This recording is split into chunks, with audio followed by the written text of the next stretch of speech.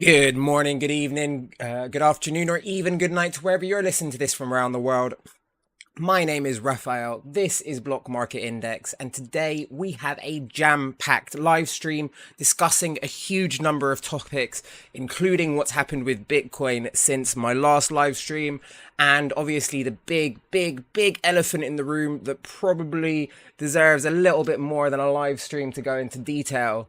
Obviously, the chances, the likelihood of World War III and what Bitcoin and where Bitcoin fits in that discussion. It's a very big discussion, so I hope you're prepared. Obviously, the first news that we've got is quick with regards to Bitcoin, the recent ETF, and what's happened since then. My prediction was that there could be a black swan with the ETF, and what we did see was a huge drop that I did predict it post ETF. The drop didn't go as far as I had predicted. I predicted that we might touch $36,700. Where we did go was we went to $38,607 from the high of $48,700. So that that's still a really big decline from the post ETF high of $48,000 all the way down to $38,000. That's like a quarter, 20% plus of Bitcoin's value wiped out by the ETF news, the 11 ETFs going live. Since then, though, we've seen a huge rally upwards, and we're now nearly a month post ETF. Right now, today, Bitcoin is trading at $51,700, which makes it the first time Bitcoin has exceeded $50,000 since 2021. This is obviously combined with we're getting the same news from US stocks. So US stocks have also seen a ridiculous rally during this period, and it might be that people are taking profits from their US stocks or divesting from their US stocks, which have seen huge gains as well, and are putting that money into Bitcoin, which is a surprise because even though we didn't have, this is the first Super Bowl in a couple of years where we haven't had any crypto company adverts during the Super Bowls. One of the most famous ones, and being the FTX crypto Super Bowl ad, or you've had crypto.com do one as well, and lots of other crypto companies have done Super Bowl ads. This one, we didn't see any crypto companies put in the $7 million to have that 30 seconds of PR during the Super Bowl. What we did have, though, was we did have Jack Dorsey at the Super Bowl. Jack Dorsey is the founder of Twitter, which has been one of the most disruptive social media platforms on the planet. It's disrupted mainstream media and the news that you get on the mainstream. And he was seen at the Super Bowl next to Jay-Z and Beyonce wearing a Satoshi t-shirt, sort of parodying Nirvana. And, is he going from building the most disruptive media platform to championing the most disruptive financial platform? We've had a sort of revolution in sort of media consumption with social media. Partly and thanks to Jack Dorsey. Are we going to be seeing the same disruptive revolution happening within the cryptocurrency industry? The thing is, nobody can buy Bitcoin for $40 billion. Nobody can buy and control Bitcoin for $40 billion like you can with Twitter. But, which sort of brings us on to the next point. Having that freedom to transact, plus that freedom to read and post and consume whatever media you like consuming, is a very new thing. And it's social media is starting to change the world as we know it. And that brings us on to our sort of recent social media news. Off the back of the Super Bowl, obviously Taylor Swift was on our news feeds, our social media feeds, every 5 minutes with regards to what she was going to do at the Super Bowl. which I don't know about you guys, I found it like really like tiring. I was like, why is this being shoved in my face like every 5 minutes, everywhere I look, like any like social media platform I went to, there was an op-ed or a story on Taylor. I'm like, how much does our PR team have to spend on like getting this shoved in my face like every 5 minutes? And obviously what happened a few weeks before that was that Taylor was actually removed off of TikTok. So the social media platform that the majority of millennials use didn't have Taylor as shoved in their face as much as they used to. The reason being is because TikTok's parent company reneged on its licensing agreement with Universal, which owns a lot of the Taylor Swift song licenses, which meant that a lot of the songs, which meant that anybody who had posted a video with Taylor Swift's music has now been muted, and the ability to post a new video showing Taylor Swift's music is not applicable anymore. Which must have been like really annoying for Taylor Swift and her PR team, because that's where her audience is. Her audience isn't on X or Facebook; they're on TikTok. So all the Swifties, the majority of them being in their tweens, couldn't get access to Taylor, which probably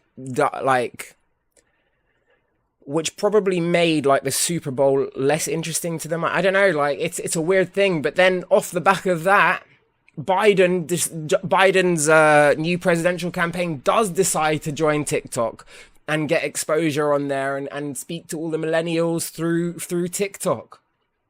So it's pretty insane. Like it's a weird one. So yeah, I mean, TikTok is removing licenses for very, very commercialized music, and I actually like that, because I remember the days where they didn't have the licenses for a lot of the commercial music, and they actually made superstars. Like I don't know if you guys remember Roses, that song that was made like big by TikTok, the remix. It was actually remixed by, I mean, don't quote me on this, by some guy who worked in a train station in sort of Afghanistan, like not Afghanistan, some Eastern, like some obscure Uzbekistan or something like that. He worked as the signal operator for a train station. And he ended up remixing a song that went globally #1.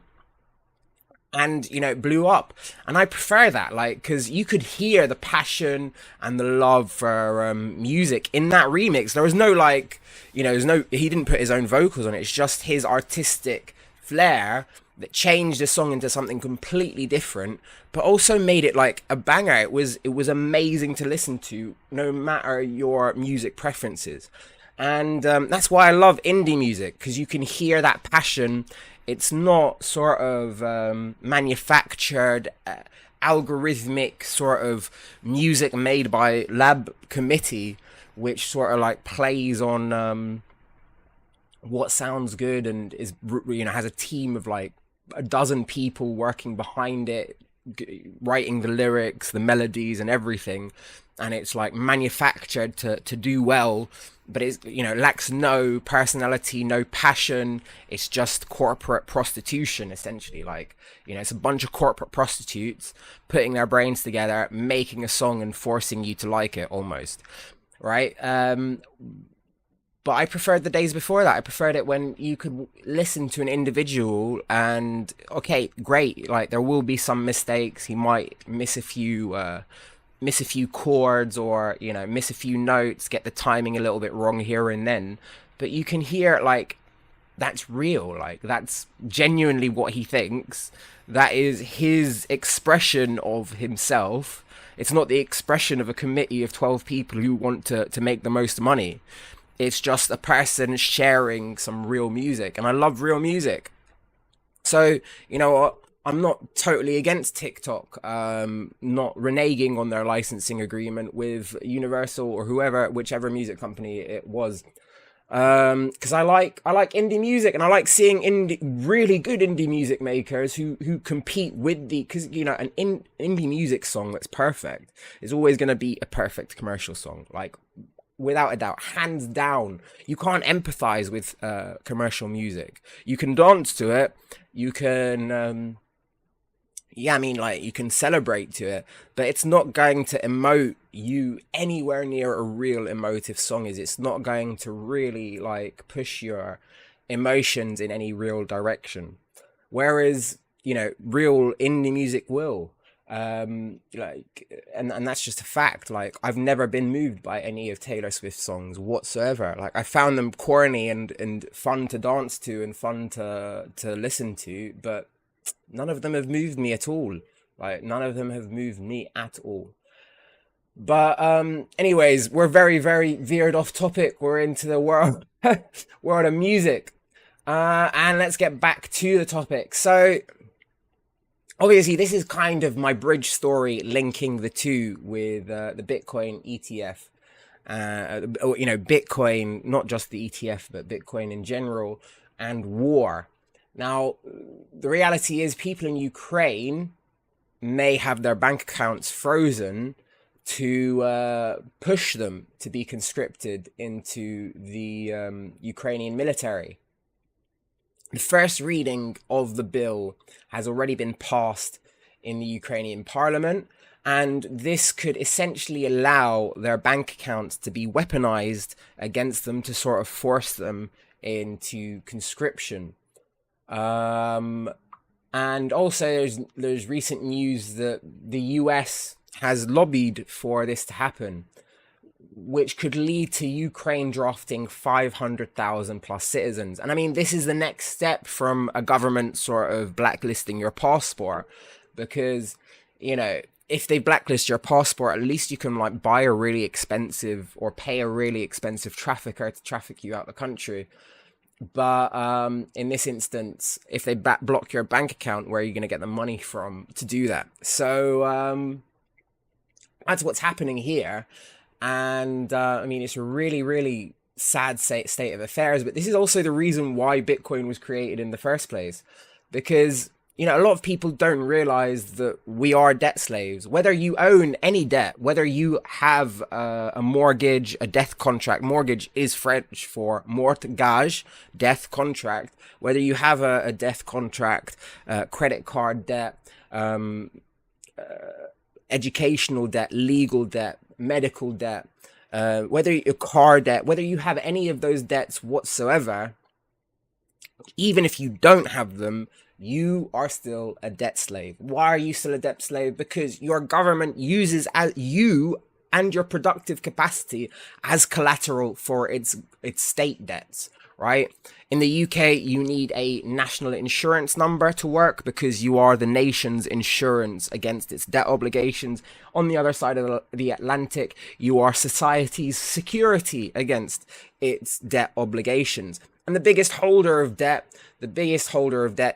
is governments. Governments borrow more money than anyone else to do this, and we are the security for that debt. We are the insurance for that debt. We are the collateral for that debt. So this is why you've got governments and banks working together to ensure that the good old debt slaves join that war and sacrifice their lives for the benefit of the bank and the potential state. Because really and truly, who makes the most money during wars? Who benefits the most during wars? Well, it's the person, because it's the person that pays for it, right? Well, it's the person that loans the money for it. War, in terms of government spending and government debt, is the most expensive thing a government can do. War is extremely expensive. Like an F-15, which they're now sending to Ukraine. Is it F-15s or F-16s? I can't remember. It's one of the American fighters. They're sending, each one of them costs between, like, in the tens of millions of dollars. Like, you could build 2 hospitals, really good hospitals, like amazing hospitals that would last hundreds of years potentially for that amount, for just one plane, right? But Whereas the hospital will produce, right? The hospital has a economic benefit to it, right? The more procedures and stuff the hospital provides, the more people you employ, the more people you employ and pay salaries to, the more productive they are, and the more they add to the productive capacity of the country. It's the other way around with wars and munitions, with military technology and munitions. Military technology and munitions destroy hospitals and schools, and they incur the same amount of debt, so you'll spend the same amount of time paying them off. But then on top of what you are paying for the plane or the tank, you will also pay for the rebuilding, because if that tank or plane destroys a $5 million school or hospital, that school or hospital will also need to be rebuilt, and more money will need to be borrowed from the bank to pay for rebuilding that school or hospital. So in essence, we are all debt slaves, whether we know it, whether we like it, whether we acknowledge it, or whether it's on our radar at all. And governments are just the debt slaves in chief. They are the ones that are completely indebted and need to make sure that they can borrow the same amount of money again, or even more money next year. So they have to make their creditors happy. Their credit agreements and their terms and conditions on the state loans that they get are really bad, and some of it includes guarantees on people joining the war. Do you know what I mean? So there is a vested interest by these financial companies that loan money to governments to have people join wars, which brings us on to our next point. It's like, how can Bitcoin sort of help alleviate this? Well, all of the banks that you use, your bank account is tied to this financial cabal of people and so forth, and also it's got nothing to do with I just want to make this very clear. I'm a Semite. Like, I speak Hebrew. Like, I love Hashem more than any atheist Israeli or atheist Zionist. I am like Semitic through and through. It's literally in my DNA, right? Israelis need to apply for a court order to get access to their DNA records, because it would show that I'm actually more of a Semite than they are.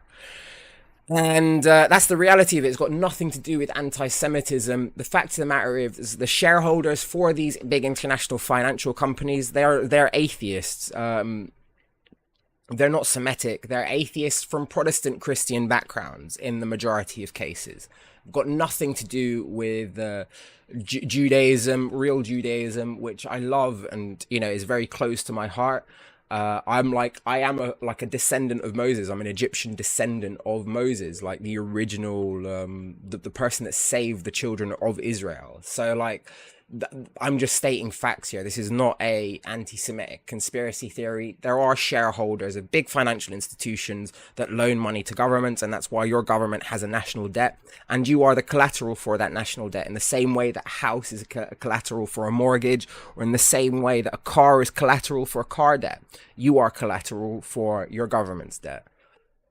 And the government, working with its masters, its creditor masters, can actually force you or block access to financial services if you refuse to go to war, especially if conscription's in play. But Bitcoin can be used to go around that. So the great thing about Bitcoin is that nobody owns it. There is no government that owns it. There's no bank, institution, court, military can stop you from transacting on the Bitcoin network. It's completely sovereign. You are completely sovereign with Bitcoin.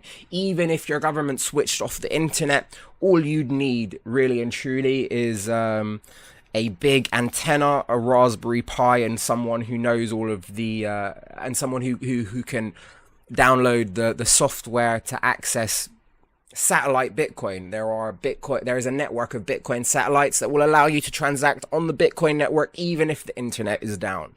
And you can even, there are even services, so people who have all of that set up, you can contact them by text message. You can send them the all of the details to transact on the Bitcoin network by text message. So even if we get like a electromagnetic event that kills all electronics, you could still potentially transact with Bitcoin, although you'd have to, it's a long, we're not going down that far, but essentially Bitcoin allows you to circumvent conscription quotas and capital weaponization against people who don't want to join the military. Bitcoin sort of gives you that freedom to choose not to be a debt slave, to choose not to be collateral for your government's sins and your government's debt. And I mean, could this be coming to you? Well, you've just seen it's been lobbied for by a bunch of US institutions. In the UK, we're also discussing it, right? So in the UK, it's also on the discussions sheet. It's being passed in Ukraine's government, but the UK government, which is also a debt slave government, looks like it is also contemplating the idea. And the UK has more remit to enact stuff like this. We had the Emergency COVID Measures Act, and that was a very good example of how you can potentially legislate stuff that is like constitutionally gray area stuff. And it is pretty bad. It's happening in Ukraine. It could very well happen in the UK, and your bank account could be blocked and your passport could be blacklisted to ensure that you join the military and put your life on the line because, you are collateral for a debt, the government's debt. So your life is worth less than the money that the government owes to its creditors. And this is sort of where we are with that situation, this is why Bitcoin was created. So it was created sort of in advance of seeing all of this stuff happen, and is now here as an option for you. No one's forcing you to use it. No one really, to be honest, the mainstream media doesn't like you using it. And right now they're only allowing banks, only recently after 11 years of trying, are now allowing banks to buy an ETF and get exposure to it, and companies that are not as financially enslaved as individuals are to get exposure to it. And that's where we kind of currently are. But if you use Bitcoin without relying on financial institutions, without using that ETF or buying those ETF or Pro Shares or Grayscale's Bitcoin Trust, and you are a sovereign user, no one can stop you. Like Grayscale can stop you from selling that ETF. Grayscale can withdraw it at any time. You are in a contractual relationship with any of those ETF providers. But if you own Bitcoin asset directly, nobody can stop you. You're completely sovereign. You can send that Bitcoin wherever you want, however you want, for however cheaply you want. Nobody, no bank, no military, no government, no court, nobody can stop you from sending it anywhere, which is pretty crazy. And like I said, in the UK, this isn't far-fetched. Like, it's happened recently to Nigel Farage. Nigel Farage had his bank account functions withdrawn from him. So if it can happen to Nigel Farage, it can literally happen to anyone. And if you are supposed to be conscripted into the US Army, it can happen to you. So it's just worth having that in mind, right? Bitcoin is threatening and very disruptive to the plan of getting everybody as debt slaves to government debt, right? So, people want debt slaves. Bitcoin says, well, we want people to have the choice to be free. You can choose whatever you want. And I'm like this is what's happening. And the question is is World War III likely, right? How likely is World War III? Obviously, the best people to look into that would be the Bulletin of Atomic Scientists. The Bulletin of Atomic Scientists are pretty aware of the likelihood of World War III, and the reality is they had their recent update this year, which said that the clock is still at 90 seconds to midnight, which is the closest that the atomic clock has been to doomsday in human history. We are closer to World War III than we ever have been in human history. Uh, it's not a conspiracy theory. That's just the actual fact of the matter. And I mean, to understand this in more detail, like, we're going to look at the geopolitical, economic aspects of it. I mean, I could go into a lot of detail about the technological side of things, like the fact that the doomsday weapons on the planet exist, and mutually assured destruction isn't assured as assured. The mutuality and the assurance part of that mad doctrine is the weakest it's ever been, because there are now countermeasures that have been independently verified by independent observers that have no interest in those things existing, that have confirmed that Russia and China have countermeasures to the very best nuclear delivery devices that NATO has to offer. And NATO's around 10 to 20 years away from being able to overcome those systems, from a technical perspective. But we're not going to go into too much detail surrounding that. If you want more information, just look up the S-550 and the RS-28 missile.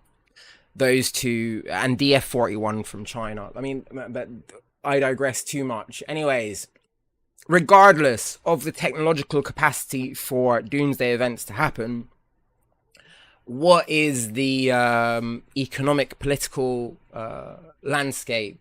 What does that have to do with it? Well, we're talking world wars. We have to go back to the First World War, the war that started all world wars, right? And that's World War One.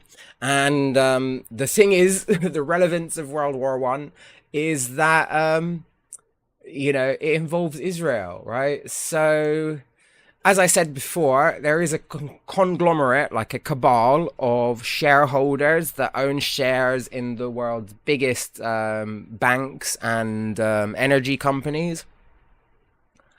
And these shareholders come from Protestant atheist American backgrounds usually, but some of them come from European backgrounds. You've got Dutch shell companies, Dutch energy companies, Italian energy companies, British energy companies, British Petroleum, Engie, and so forth, right? So it's a cabal of a lot of actors. Majority of them come from Protestant American backgrounds. Some of them are Catholic. All of them are atheist and believe that they're sort of gods. This has got nothing to do with Semitism. They are from the old colonial world, like before governments even existed, and even include like members of some of the former royal families and the Venetian merchants and so forth, the Genoese and traders from those times. These are the shareholders of these banks, and one of their leaders is this guy here, who is Lord Rothschild, who's a lord in the UK, and he headed the Zionist movement and was kind of like their spokesperson. And in 1917, Lord Rothschild received a letter from from a government minister called Balfour, and Balfour basically signs over the mandate of Palestine in this letter. This is called the Balfour Agreement, where Lord Balfour writes to Lord Rothschild saying, we will give you the mandate of Palestine. They've been campaigning up until this point, Rothschild and the Zionists and the cabal of oil barons and bankers had been campaigning to have Palestine, or a place for the for for a Jewish homeland sort of thing since the mid 1800s. So this culminated in the Balfour Agreement, which was signed into effect in 1917, before even the Holocaust and so forth. Why did the British sign over this in 1917? So curiously, as I said, this has got to do with World War One. This is kind of where it starts. So World War One, the reason why it started is pretty obscure, but it's got to do again with money. It's got to do with the Germans being economically challenged, and they thought the only way they can get out of this economic challenge is by going to war with the rest of Europe. And who manufactured those economic challenges that Germany had to that almost forced Germany to go to war? Who knows? But we'll go into detail about that in a minute. But essentially, this is kind of like where our current problems kind of like stem from. Why did the British government decide, or Lord Balfour decide, that this was appropriate to give the mandate of Palestine to the Zionists? Well, it's because the Zionists wanted Palestine, and also, what are the British government getting on their side of the bargain? If you look at the date, it's 1917. It's before the end of World War One.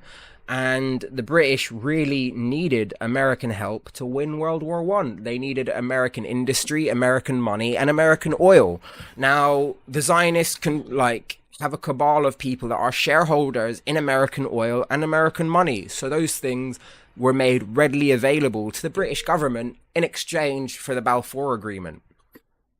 So they received that. The British government received the oil and the money that they needed to win World War One, and they won World War One, and they got the and then how they were splitting up everything after World War One were the Versailles Agreement, the Treaty of Versailles. The Treaty of Versailles basically made Germany the biggest debt slaves in all of Europe, and they had to pay reparations to France and England and everyone for their trouble for starting the war. Well, apparently, or fighting the war. And that's what happened. But did the Zionists get the mandate of Palestine during the Treaty of Versailles, the ratification? No, they did not. How unfortunate was that? So, you held up your side of the bargain as as you supplied a ton of oil and a ton of money, and you helped Britain win the war. But you didn't get your side of the bargain. You didn't get your mandate of Palestine when the Treaty of Versailles was signed. Very, very sad. So what happens then is that fascist broke people all over the world started getting money for their campaigns, their political campaigns, right? You had Greece, you had Spain, you had so many countries after the end of World War One starting to get populist, fascist campaigns. Mussolini in Italy, and obviously the cherry on the top of this was some racist Austrian painter guy from Austria who claimed to be German, right? He was a really homeless, broke person who had a lot of money for his campaign, his political campaign. All of these guys were fascists and war hungry. And then what happens? So where did it, I'm not I'm posting the question. I don't fully know the answer, but I think we can assume the answer, right? Where did these guys get their money from? Probably from the people that run run a lot of the old banks in all of these countries, and probably a lot of the people that hold shares in the oil companies that aren't really affiliated with any one group, religion, or ethnicity, but they love to use those to divide people and make them fight each other. And what happened? Well, World War II started. So all of these fascists that had won questionably in elections, thanks to really well-funded political campaigns, started World War II. And the UK, again, is on its knees. It's the last bastion of hope in Europe. And the Zionists are holding this piece of paper in front of their face again. Hey, do you remember this agreement from 1917? If you want, we can get the US to come and help you. And oh, you know what? We'll also give some money and some oil to the Soviets as well, because like, you know, Germany's kind of strong. We were expecting Germany to have defeated the Soviets as well, but they didn't. And we can also use the Soviets to kind of like defeat Germany. If we give them loads of money and oil, will you give us Palestine? And again, like the British government was kind of on its knees. It like literally needed the US and the Soviet Union to join the war. And guess what? The US joins the war. Why does the US join the war? Because of government sanctions, especially on oil. Like I said, so a lot of these shareholders from America made their money and became like the top dog in the world over the European ones. It was because of the oil boom, the American oil boom, where they genocided and stole land off of American Indians to sell oil around the world and develop the internal combustion engine, which was a huge driver for global economy, but also a huge money-making and control concentrating event in human history.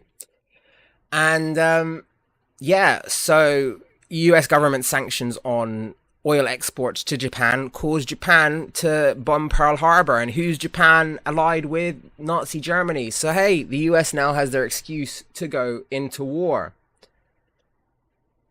So they are now there is a World War II in full action. The US is now helping Great Britain.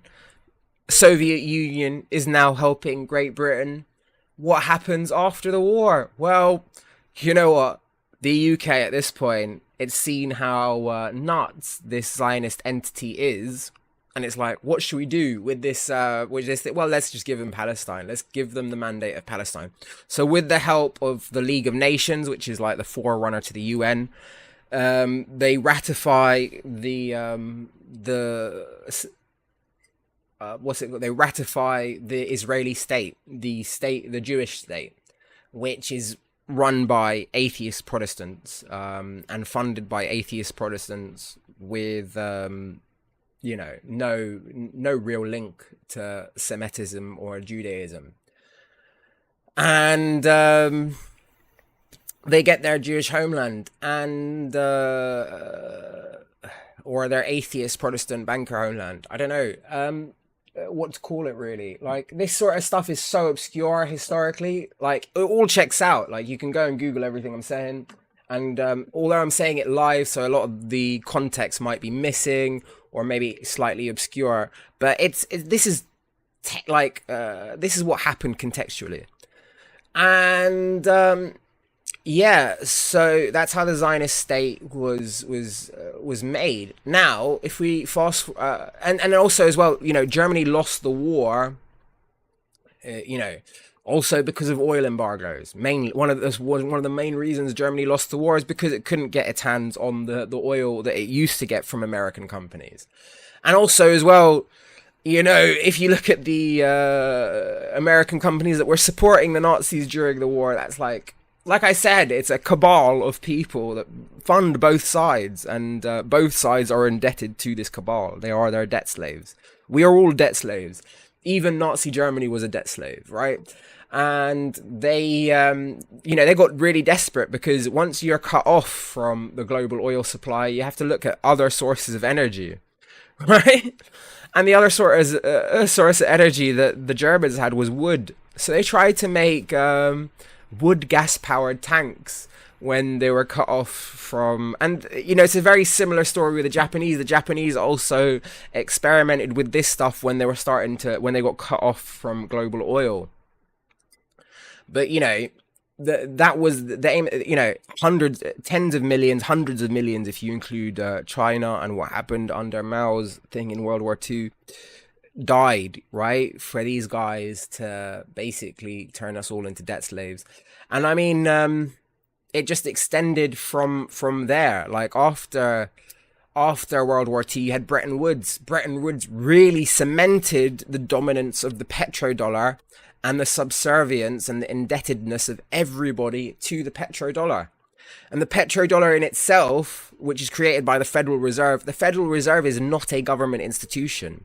It's about as federal as FedEx, the Federal Express, the postal delivery service. It is a private company owned by private shareholders, and the US government contracts the Federal Reserve to manage inflation, deflation, and its nation's currency. And it pays for it. Taxpayers pay for that privilege to have the Federal Reserve, and almost every central bank around the world follows that example and is also subservient to the Federal Reserve. They own Federal Reserve issued debt. They own like bonds and stuff, which led to the housing crisis in 2008, because the mortgage-backed securities that the Federal Reserve was selling internationally all went bust. So all of the central banks around the world that depended on those for like the increases on their balance sheets couldn't anymore, and it caused a global recession and more people died. And which brings us now to the point regarding World War III. So like I said before, and you know, I hate to sound like Putin, though again, like Putin is also a debt slave. Putin is a debt slave. He depends on debt, and like if you look at it now, there's only one way that you can evade sanctions, and it's through using the globalized network that these bankers have, right? So, Putin is also using this globalized network. But Putin also is kind of like, they're turning the petrodollar into the petro-ruble because Putin threatened... Putin threatened Bitcoin for oil. Once, Russia was considering Bitcoin for oil and gas payments back in 2022, just a month after the military invasion of Ukraine. Right? What would have this done to the petrodollar and to the Federal Reserve? Like, once people realize that they didn't need to subscribe to this, global cabal of debt slavery, and they could buy and sell oil without using the petrodollar, that would make all central banks redundant nearly overnight, right? And that's like their main way of controlling the world. So, this was on the cards for Russia. It would have taken a long time to do, and there would have been a lot of birth pains in them doing it. But this absolutely terrified the banks. It terrified the banks so much, and we have the evidence for it, because, Russia is under the biggest sanctions package in human history.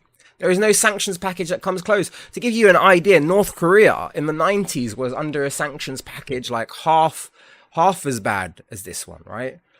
And you know what happened in North Korea? 2 million people starved to death, right? And the economy hasn't even recovered until today. The North Korean currency is still like worthless, right? But what has happened with Putin? Putin's and Russia are under a sanctions package much bigger than the one North Korea was under. And their economy is thriving. Their economy grew.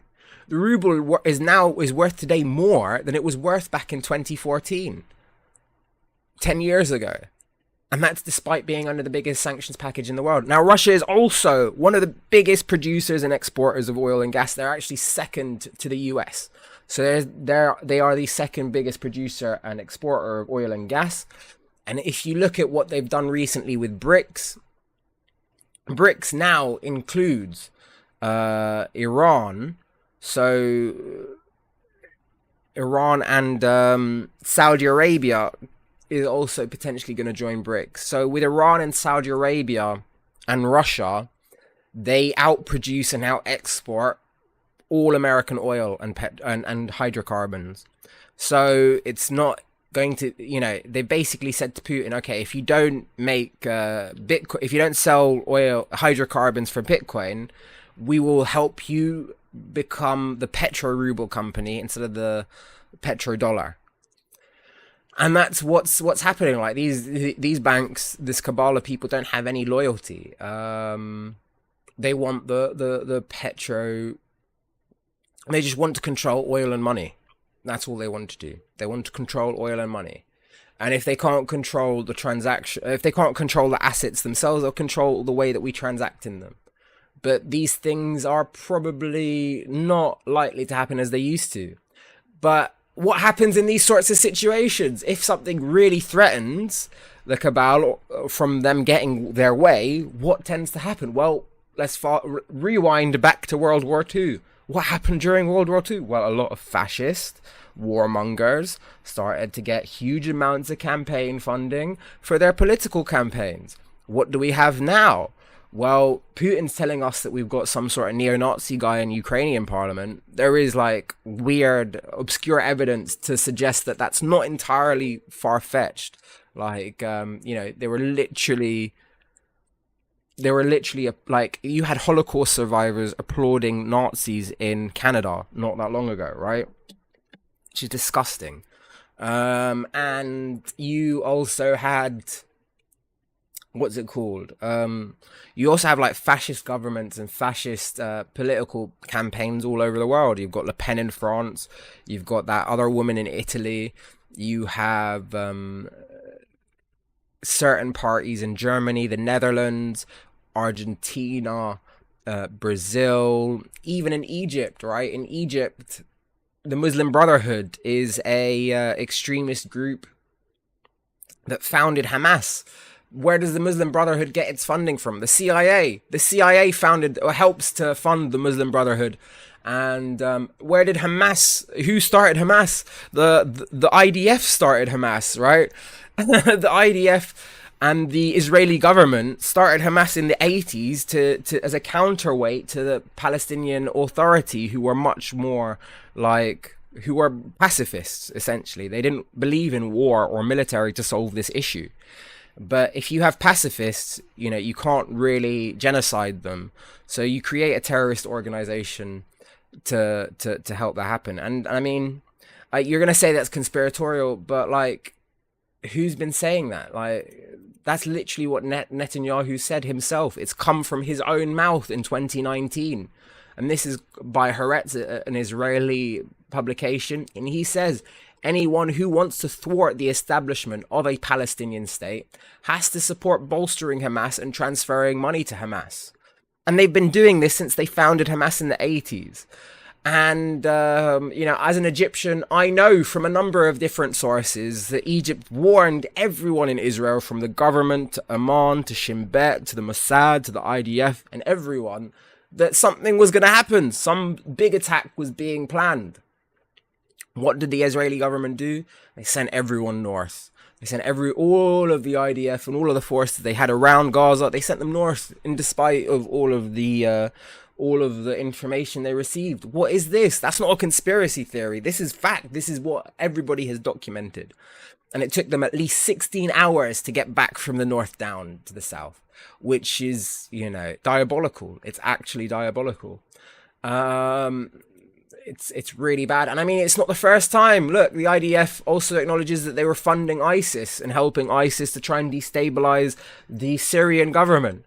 They've been doing the same thing with the Muslim Brotherhood, right? The Muslim Brotherhood, which is also the parent organization of Hamas, was also founded by Zionists and received funding from Zionists.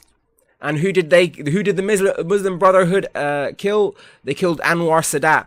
So the Muslim Brotherhood, and Anwar Sadat was also like a former member of the Muslim Brotherhood. They killed Anwar Sadat because of what he did in the October War. And even members of the Brotherhood themselves, despite them getting their paychecks from Mossad, they grass them out to the Egyptian intelligence. Like, look, we get our money paid in dollars, and we get it from these these weird Qatari bank accounts which are linked to Israeli ones.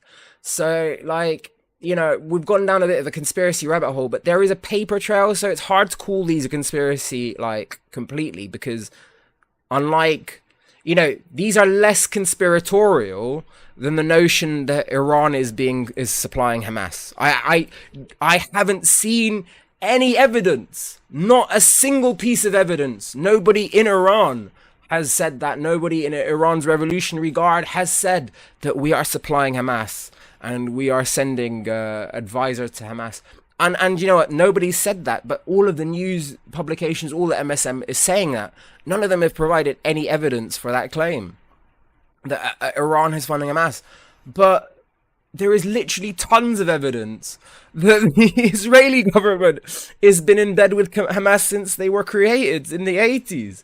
Like the all of the evidence is like freely accessible. You could go look that up, but nobody's going to mention that on the MSN. They'll mention to you the conspiracy theory that Iran is supplying Hamas with everything and Iran controls Hamas.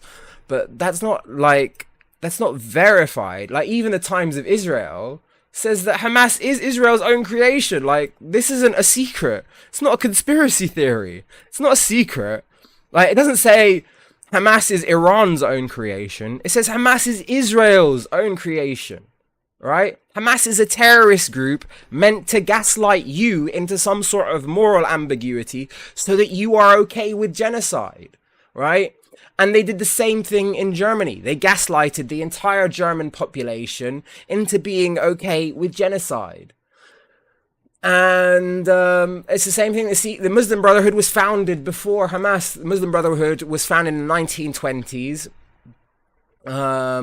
by Zionists looking to counteract any potential German involvement in the Middle Eastern oil fields.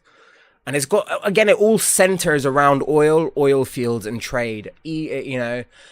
So this is what's going on. And if we go into the origins of Zionism, you find out Zionism originated by a bunch of Protestant Christian bankers and oil Mongols in the US that were looking to appropriate some culture because, European culture is like almost non-existent. European culture, ancient wise, from thousands of years ago, is that like they were illiterate for most of the time and they were called barbarians by the Romans. So these guys were pretty upset and they were like, okay, well, what culture can we appropriate for ourselves? And that's they were like, well, in the medieval times, when you had like the greatest era of European culture, which was under Charlemagne, they all wanted Jerusalem. Jerusalem was where all of the medieval kings, knights, and castle builders wanted to be and wanted to have. And whoever controls Jerusalem controls the world, right? So that was the aim of the game: controlling Jerusalem, owning Jerusalem. How do we own Jerusalem? And that's it. Like, these Protestant atheist bankers and oil mongers were hell-bent on getting control of Jerusalem. And like I said, there's a long history towards it. A lot of it emerges in Europe as well. And you had the Napoleonic Wars and so forth. And it's the same thing. They're funding both sides, the British and the French, making both nations indebted to them and their debt slaves, essentially, right?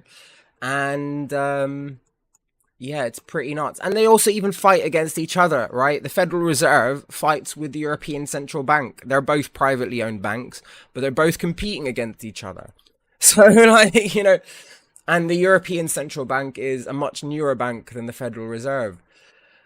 But that's essentially it. That's all I have for this live stream. A very, very long live stream, with a lot of talking points. We'll bring it back to Bitcoin. So if you want financial freedom, if you want to create and empower the route that makes you a sovereign individual and not a debt slave that aspires to have a mortgage, have some Bitcoin just in case. If you want to avoid like being sent to war to die for some bankers who like to control oil and money, have some Bitcoin just in case. If you want to avoid World War III, don't vote for any fascists, right? Vote for peace. Because right now, they're desperate to start a war. And like I said in the beginning, the way that they make money in truly disruptive experiences is through wars. So avoid wars. Become a pacifist. Like, don't support any warmongering initiative. Look for peace. Always advocate for peace, because at the end of the day, even if there is a war, and even if you win, your kids are going to be paying for it. Your kids aren't going to see like much of that money. Your kids are going to be paying for it through their taxes and debt slavery. So just bear that in mind, and let's hope for the best. Let's hope that we can stop World War III. I don't want World War III to happen. I'm sick of the idea of it. I get nightmares about World War III. If you want, if you watch Threads, a film that was made in the 80s about what would happen if a nuclear war happened, watch it today. Like, that is more relevant today than the time it was made. Threads is crazy, and you can watch it for free on Internet Archive. I'll put it up for you now. And it's in high definition too, so it's better than archive Threads. Right, just type in Internet Archive Threads and the remastered version comes up straight away.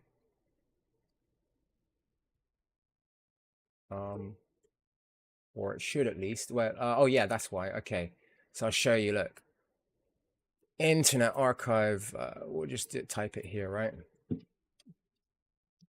Internet Archive Threads 1984 remastered. 30 years on, this is way more relevant today than it was back then. But yeah, it is a nightmare-inducing movie, so it's not for the faint of heart. But it talks a lot about the same issues that we've been discussing here. The first part of it starts off with oil issues in Iran between the Soviets and the US. And that leads to a nuclear confrontation. That's a much bigger likelihood today than it was back in 1984. So that's why this film is very good contextually to understand the reasons behind that. And like in 1984, they stopped nuclear war from happening. They stopped nuclear war from happening. We can do the same in 2024. So let's hope that we can continue... And part of that was just public awareness. So bring the awareness to the forefront. Put this in front of everyone's faces every 5 minutes instead of Taylor Swift. And that way we can discuss this issue and do more to prevent it from happening. Because that's what worked in 1984. And this time, they didn't have Bitcoin back in 1984. So we have Bitcoin today. We don't even need, even if they shut off your bank accounts and your ability to earn money, you can still transact with Bitcoin. You don't need to be a debt slave. You don't need. You don't even need to be a mortgage holder, right? You can do whatever you want. And so this is just my 2 cents on the whole issue. Don't vote for fascist warmongers. Spread the news. Don't come off as a crazy person that is obsessed with war. Look, we can stop this from happening. We can easily stop this from happening. The people who fight the wars at the end of the day are who's the ones that are going to get conscripted? It's me and you, right? Not the bankers. So, at the end of the day, if we all decide to put down our guns, there's no war, right? So let's work on that. Let's push for that agenda. Let's call for peace in Ukraine. Let's call for peace in Gaza. Let's call for peace all around the world. Let's support proponents who are anti-war, who want peace, and let's also let's be against the government ministers. Because at the end of the day, like I said, governments are just debt slaves in chief. All of the government ministers are shareholders in the weapons companies, and they're shareholders in the oil companies, and there's also very small shareholders. They only get a tiny crumb of the big pie, right? But to them, it's more that's more money they could ever imagine. So for them, they are the biggest debt slaves, ever, right? They are completely compromised, but they're also human beings, and if you pull at those human heartstrings enough, they will recognize their existence, and they, you know, at the end of the day, their humanity and their lives, and the lives of their descendants are worth more to them than any amount of money.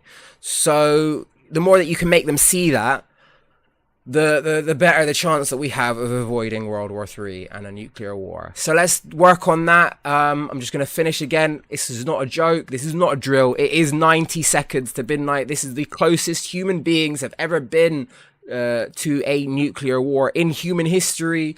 It's not a joke. Like, it's not like, I know that it was a hot topic back in the 80s, and it's not a hot topic today. It should be a hotter topic today than it was back in 1984. This is much more likely to happen today than it was back then. Let us work towards stopping it like they successfully did in 1984. That's not much block market index, but more like nuclear, like Armageddon index for today. Enjoy financial freedom. Let's work on how we can remove these fetters of debt slavery from humanity, and work for a brighter future that is less hungry for war. I mean, the fact of the matter is, like, you know, since World War II, the entire globe has seen less than 60 days of peace. There's been less than 60 days of peace since the end of World War II, because wars make the most money for banks. And those tanks and those planes incur the most debt from those banks and those financial institutions. Which is why we're sending lots of weaponry to Ukraine, because, you know, it's secured by taxpayer money, right? We are the collateral for that. So the less debt slavery that we bring upon ourselves by buying all of these weapons and killing machines that are going to destroy hospitals and schools, that will also have to borrow more money to rebuild. This is why war is the most profitable business on a planet full of debt slaves, because once you pay the $10 million for that F-15, it's going to destroy a $5 million hospital or school, and the government's going to have to borrow another $5 million to rebuild that hospital or school, which they'll have to pay back, and the interest incurred on it, and so forth. So, you know, let's avoid this debt slavery. Let's look for a reason to default from all of these debts, and let's number one we need to do is to avoid more debts is avoid World War III, right?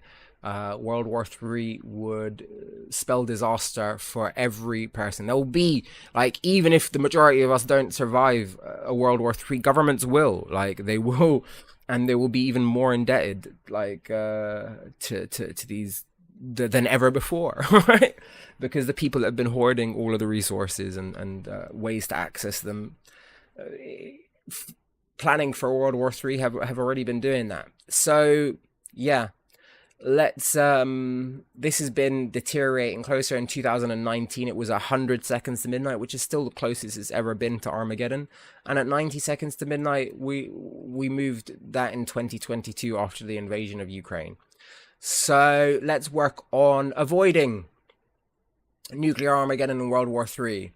And we'll just end with this. Everyone on Earth has an interest in reducing the likelihood of a global catastrophe from nuclear weapons. And we need to keep lobbying the world's leading powers and finding our own individual sovereignty to show that it's a futile thing to do. World War III is futile. It's not going to solve anything. Actually, you know what?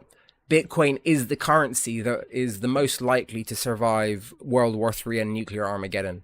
Because it's distributed all over the world, there will always be a Bitcoin node available running Bitcoin. So you can't say the same for every bank and financial institution on the world today.